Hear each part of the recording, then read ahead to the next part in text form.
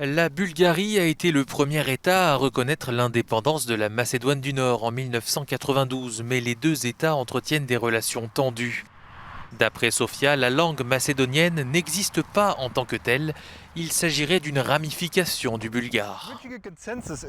Il est si difficile de parvenir à un consensus en raison de la superposition de l'histoire et même de la géographie.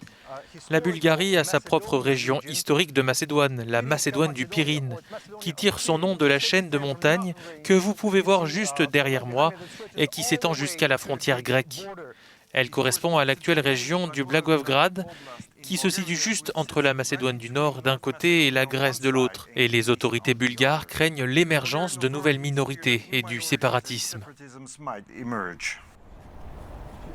Et les différends s'accumulent entre les deux États. Les universitaires et les hommes politiques bulgares considèrent que la Macédoine du Nord s'approprie l'histoire et les personnages historiques de la Bulgarie en donnant des noms bulgares à leurs villes et à leurs monuments.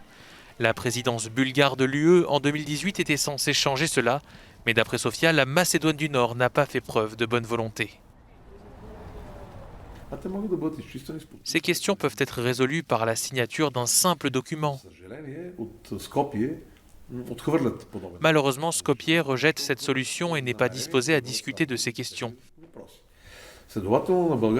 Et cela signifie que la Bulgarie n'a pas d'autre choix que de s'abstenir de fixer une date pour la première conférence intergouvernementale qui entamerait les pourparlers d'adhésion. Cela signifie que le processus est bloqué? Non, il s'agit simplement d'un report, le problème ne vient pas de la Bulgarie. Mais outre les contenus des livres d'histoire, il existe des enjeux géopolitiques. Le processus d'intégration des Balkans occidentaux dans l'OTAN et dans l'UE est mis à mal par des troubles internes. J'ai le sentiment que malheureusement la crise politique en Bulgarie et l'instabilité de la coalition au pouvoir ont conduit à une telle escalade de la rhétorique, en particulier de la part des nationalistes. Des protestations ont secoué la Bulgarie entre juin et octobre, un mouvement qui s'est calmé avec la seconde vague de coronavirus. Les élections législatives prévues en septembre 2021 pourraient être décisives pour l'avenir des Balkans.